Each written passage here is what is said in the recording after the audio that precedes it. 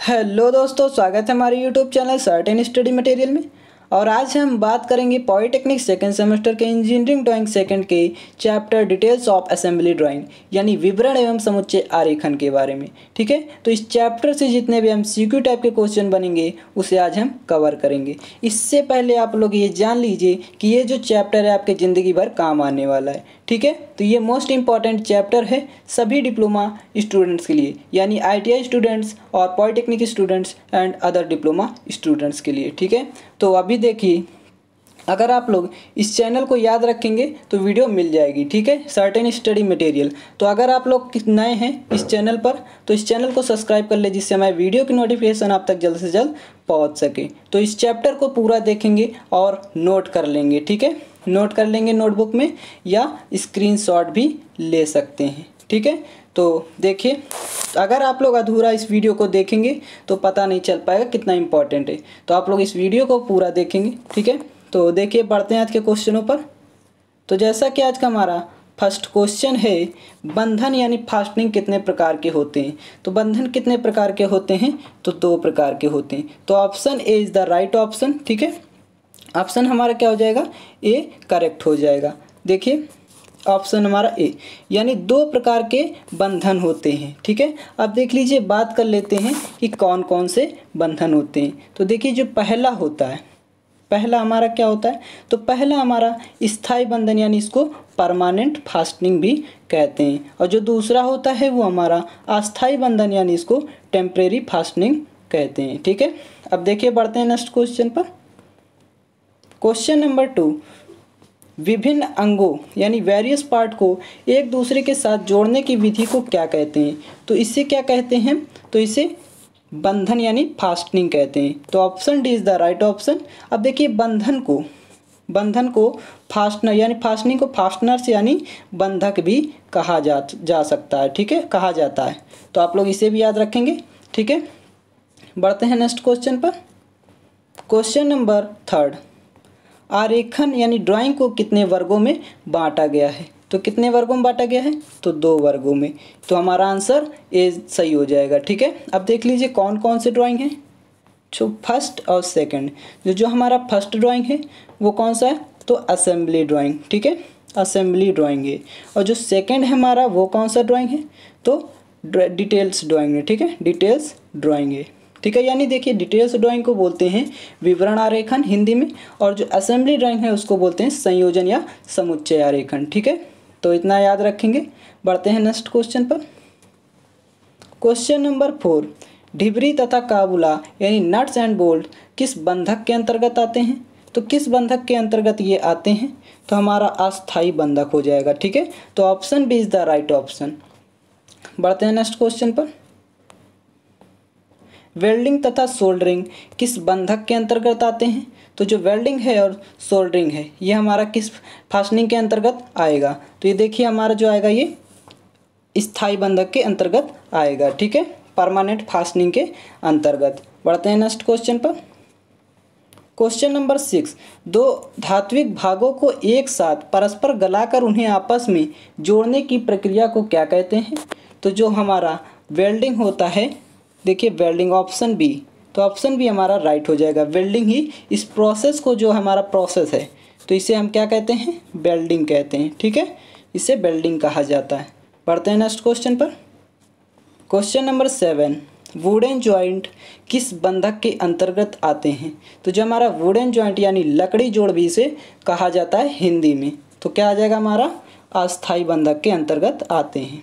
Next question and question number 8, नकल जोड़ यानी नकल जॉइंट और किस नाम से जाना जाता है, को और किस नाम से जाना जाता है। तो देखिए, पिन जॉइंट के नाम से भी इसे जानते हैं, पिन जॉइंट या पिन जोड़। ठीक है, next question, question number 9, top view यानी ऊपरी दृश्य को और किस नाम से जाना जाता है। तो इसे हम किस नाम से जानते हैं, तो प्लान यानी अनुविक्षेप के नाम से जानते हैं। अब देखिए, इससे क्वेश्चन और बन सकता है। ऑप्शन देख लीजिए, अगर बात करें, क्वेश्चन अगर हो कि फ्रंट व्यू को किस नाम से जाना जाता है, तो फ्रंट व्यू को एलिवेशन यानी उत्सेद से जाना जाता है। ठीक है, बढ़ते हैं नेक्स्ट क्वेश्चन पर। क्वेश्चन नंबर 10, किसी जोड़ या मशीन के विभिन्न अंगों के रूप व आकार यानी शेप एंड साइज, प्रत्येक अंग के पदार्थ और विशिष्टताओं यानी स्पेसिफिकेशंस की पूरी जानकारी किस ड्राइंग से प्राप्त कर सकते हैं? तो किससे हम प्राप्त कर सकते हैं? डिटेल ड्राइंग से, ठीक है, यानी विवरण आरेखन से, ठीक है। नेक्स्ट क्वेश्चन, पूरी जानकारी पूरी इंफॉर्मेशन लेने के लिए 11 नंबर क्वेश्चन, किन्हीं दो भागों को जोड़ने पर जब टी अक्षर टी जैसा प्राप्त होता है तो उसे कौन सा जोड़ यानी ज्वाइंट कहते हैं? तो उससे आप लोग जानते होंगे टी हाल्विंग ज्वाइंट कहते हैं। अगर देखिए ज्वाइंट से आप लोग का क्वेश्चन एग्जाम में बनेगा तो ये क्वेश्चन 100% आ सकता है, ठीक है।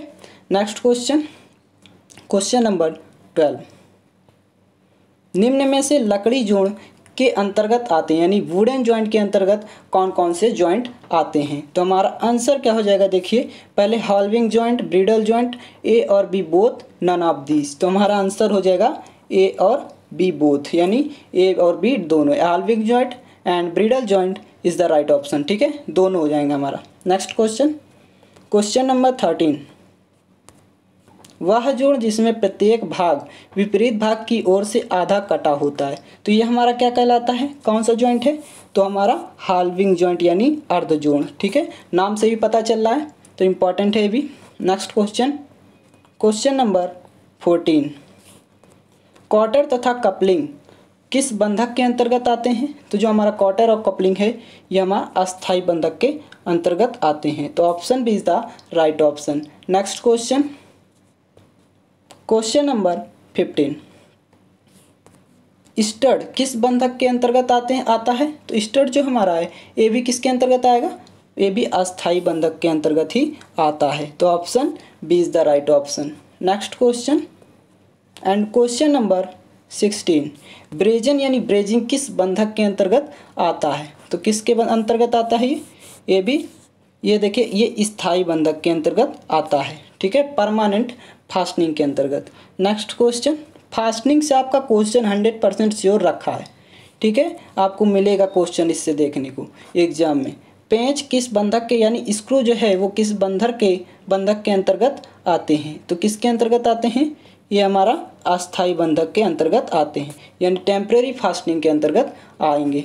नेक्स्ट क्वेश्चन, क्वेश्चन नंबर 18, किसी जोड़ या वस्तु की जिस आरेखन के संयुक्त यानी असेंबल्ड चित्र में उससे संबंधित पूरी जानकारी प्राप्त होती है उसे क्या कहते हैं? तो उसे क्या कहा जाता है? देख लीजिए, तो हमारा संयोजन आरेखन यानी असेंबलिंग ड्राइंग, ठीक है, असेंबली ड्राइंग उसे कहते हैं, इसे ही समुच्चय आरेखन भी कहते हैं, तो इसे याद रखेंगे। Next question and question number 19, keys यानी चाबियाँ, जो चाबी होती है किस बंधक के अंतर्गत आती है? तो किस बंधक के अंतर्गत आएगी? तो ऑप्शन हमारा देख लीजिए अस्थायी बंधक यानी टेम्परेरी फास्टनिंग, ठीक है, तो option B is the right option. Next question and question number 20, split pin किस बंधक के अंतर्गत आते हैं? तो ये हमारा किस बंधक क्या आएगा?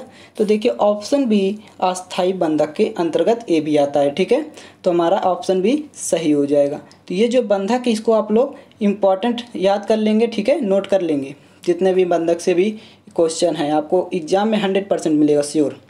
Next question and question number 21, यदि दो अंगों को जोड़ने के बाद उन्हें आसानी से बिना तोड़े अलग अलग ना किया जा सके तो वह कौन सा बंधन है? ठीक है, कौन सा बंधन हमारा होगा?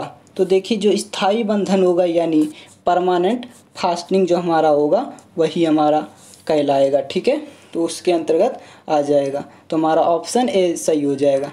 नेक्स्ट क्वेश्चन,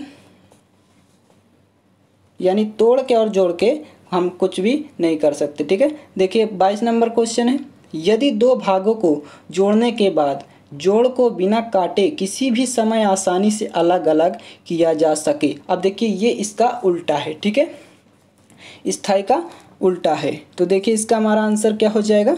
तो ऑप्शन बी अस्थायी बंधन, ठीक है, यानी हमारा टेम्परेरी फास्टनिंग इसका आंसर हो जाएगा।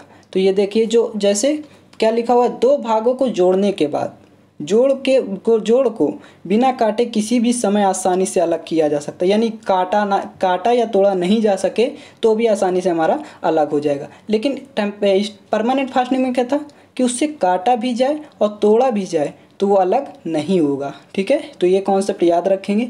तो अगर आप लोग को वीडियो हेल्पफुल लगी है तो मेरे वीडियो को लाइक करें, शेयर करें एंड सब्सक्राइब करें। Thanks for watching this video.